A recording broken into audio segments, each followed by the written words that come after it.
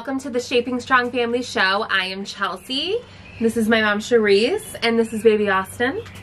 On today's episode, we want to talk about postpartum depression. Yep, super important topic, and it's such a big topic and such an important topic that I think that we're going to address it over time. So today we're going to talk about just some of the beginning symptoms that go along with postpartum depression, like what's the difference between the regular baby blues and postpartum depression. Yeah, I think that's a great idea. I do want to mention that when I was leaving the hospital, and I haven't ever noticed this with any of my other deliveries, but this is my fourth baby, and when I left the hospital this time, the nurse was talking to me about the baby blues and how I should expect them. Mm-hmm. Which I thought was good because it's true. You can't control your hormones. Right. And I think there's like this sort of social, like it's a myth that, oh, a new mother, you know, you're skipping down the road. You're just so happy and wonderful and fulfilled. And the reality is it's tough to adjust to this new role. It's supposed to be tough. Yeah. And also it can be beautiful at the same time. So in the beginning, of course, it's, you know, there's more work involved in a baby. Of course. And so it's possible you could run into postpartum depression. So we just want to make sure people understand the difference. Yes, so let's go over some of the warning signs. Okay. So for the baby blues, which are to be expected and normal, is really just what it says. You feel blue or sad. You might cry more often. You might be irritable. Maybe you're snapping at your older child, or you have no patience with your husband, or you're yelling at your boss on the phone, or so you can be more irritable. Yeah, and you're tired. You have an influx of hormones. Maybe you're trying to breastfeed and it isn't going well, or maybe it is going well and you're trying to drink enough water and you're just trying to juggle your whole new life. Yeah. And it's not easy to make those adjustments. Right. So that's normal, right? That's normal. And I think that I'd like that the nurse, when you had Austin this time, was different than the other ones, because they're addressing it right up front. Mm-hmm. So the expectation should be, expect that some days are going to be tough. Exactly. So it's never a thought, is something wrong with me? Something's wrong that I'm not just worshiping my baby and then I'm having these feelings. Right. So when do those feelings cross the line into postpartum depression? Right. And this is the most important thing. And really it's all about degree, right? So when we're talking about being sad or more emotional or more irritable, it's a matter of degree. Like, are those feelings starting to really interfere with your ability to do what you need to do in your life?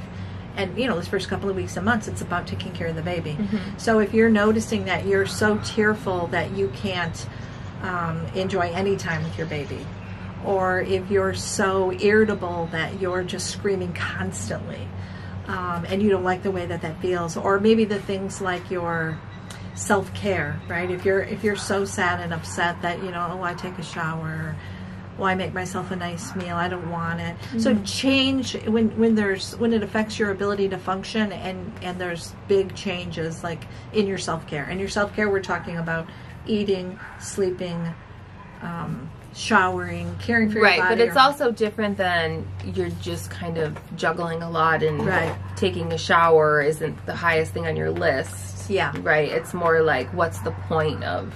Yeah. Okay. Right. If you skip a day, okay, I'm going to take, if I normally take a shower every day and you have a baby and you're busy and you're overwhelmed and a little emotional, maybe you'll only take a couple showers for the first couple of weeks. That's okay. Maybe you'll wash your hair once a week instead of twice a week, or once a month. It's pretty normal for me now. Okay. So it's okay to lower your standards of self-care and managing yourself and your household. That's okay. You know, the kids' rooms don't need to be clean and orderly and fresh sheets and all that. You don't need to do that all in those first couple of months. It's okay to lower those expectations. But if you're finding, like, you know, I'm not eating, I'm losing weight, well, that's so unhealthy. That's a dangerous sign.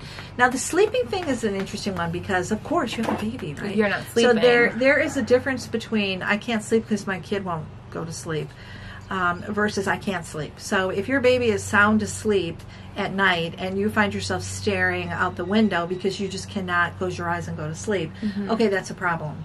Right? And we cannot function without sleep. We can't function. Natural to miss a lot of sleep when your baby's really, really tiny, but you should be reaching out to a loved one to help you if you're not getting enough sleep. If you're getting to the point where you're lacking so much sleep that it's unhealthy, how much sleep does that look like? Or how much non-sleep does that look like? Not sleep. Well, it does vary. It does vary. And you have to listen to your own clock, right? Ideally, we would like everybody to sleep 8 hours a night. Well, that would be nice. Right, and new moms, that rarely will happen. Yeah. If you skip a night of sleep, yeah, you can function without a night of sleep. However, it's a danger sign. For me in my field, of all the symptoms that we see walk through the door, not sleeping is a huge red flag for us. If anybody says, oh yeah, I didn't sleep yesterday, I'm immediately thinking, wait a minute, we could have a huge potential problem. So if you miss a night of sleep, you should be on the phone with somebody and ask for help so that you can get a nap the next day, or you can make sure you get a good night's sleep the next night. Okay.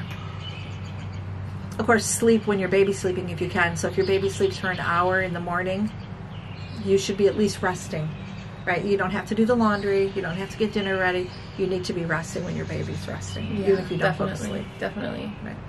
Another really critical symptom of postpartum depression, and this would be like postpartum depression that is escalated, right, where we have a dangerous situation and we need to act immediately, is if you notice, or if a loved one tells you they notice, that you're not really thinking like you normally think.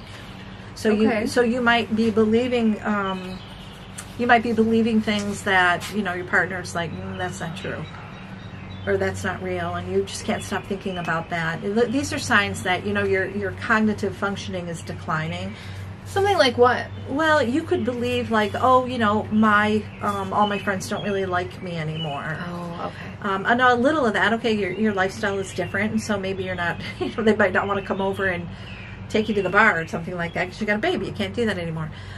But if you really start believing things that are not true, okay, usually this would be a loved one that would notice that. So like being paranoid, like we all get paranoid thinking at times, where you feel like, wait a minute, you know, what's going on here? Do they not like me? Are they rejecting me?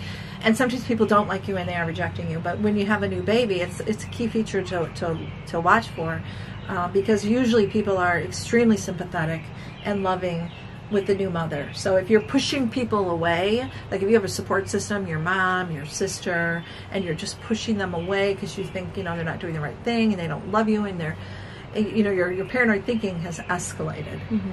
You should be on the phone to your doctor at that point. Or if your spouse notices, or a close loved one or friend notices that, you know, you seem a little different, they should call your doctor, or you should call your doctor. So you can sort it out and then together make a plan what to do with it. A lack of attachment with your baby is an indicator of postpartum depression. It's not unusual at all to have periods where you're thinking, oh my gosh, would you just shut up and go to sleep? Please, you little idiot, go to sleep. It's okay that you're not warm and fuzzy all the time with your baby, but if you're really not connecting. So I don't want to touch the baby. I don't want to hold the baby. You know, you give it to the husband, give it to the grandma. And you're looking away and you're not touching. These are serious signs too. You should also be on the phone calling your doctor. Okay. And then another serious indicator of postpartum depression is any thoughts of harm to yourself or to the baby. Okay. It is. I want to preface this by saying it is perfectly okay to have thoughts of danger in regards to your baby. Like a lot of moms will come into my office and they'll be terrified because they're having an intrusive thought about some terrible catastrophe happening. Like you're dropping your baby. What if I'm giving him a bath and he slips out of my hand? And what if I, you know, and we are not our intrusive thoughts. Actually, this is too detailed of a topic, I think, to bring up. Well, let's have another video specifically about intrusive thoughts, because I do think that is a subject matter. It's a scary thing. It can be perfectly harmless. But if you have any thoughts about hurting your baby, call your doctor. And keep in mind, it's not the end of the world, folks. So if you do have thoughts, you just need to act. You need to call your doctor so that you can address What doctor do you call? Your OB? Do you call 911? Do you call a random doctor? Well, I would recommend calling your OB or your primary doctor. Okay. There are some really good crisis lines. Probably your OB has given you those lines, like as an exit from the hospital. But 1-800-273-TALK is a 24/7 phone number where anybody that's in crisis can call, and they'll work with you. You know, what do you need? What's your crisis? They'll give you support and encouragement. That's great. If you're having thoughts about hurting yourself, also reach out. Sometimes it gets really bad, and it does develop to the point where it is a life or death issue. And there are things definitely that can be done that will definitely help you get over that hump. So call your doctor. That's good advice. So at what point after delivery should you be on the lookout for this? Like for immediately up to like a year, 2 years, 3 years, 4 years?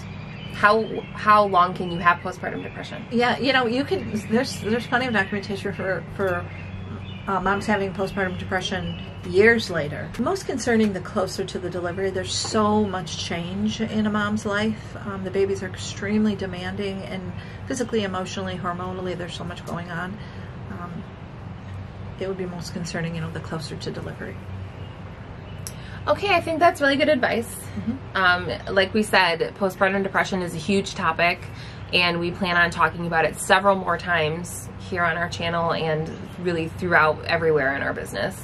It's something that we hear about a lot. It's something that we get questioned on a lot, and there's really a need for it, right? There's really a need to open up the conversation that it's not weird to be diagnosed with postpartum depression. It's not weird to have the baby blues. It's not something that people don't experience. So don't be afraid to reach out. Leave us questions below if there are any questions that you guys have, or if there's any other subjects you want us to cover on the Shaping Strong Family show. And is there anything else you wanted to say about it? One thing I was thinking to say is, like, if you do notice you have the blues, like we talk about, call the doctor if you're in danger, but if you do have the blues, there's things you can do about it, right? So if you notice, like, well, I'm really weeping a lot, and I'm not really taking care of myself, and I'm feeling completely overwhelmed and sad, do something about it, right? Yeah. First and foremost, reach out to someone you care about, whether it's your partner, whether it's your friend, whether it's your family, and just let them know that you need help. This is the perfect time to ask for help. You need sleep, you need rest, you need food, you need nourishment, you need time away from the baby. Yeah. So ask for help. You're only human. You're only human. Yeah. Okay, so that is going to do it for this video. Thank you so much for watching, and we will see you in the next one. Bye.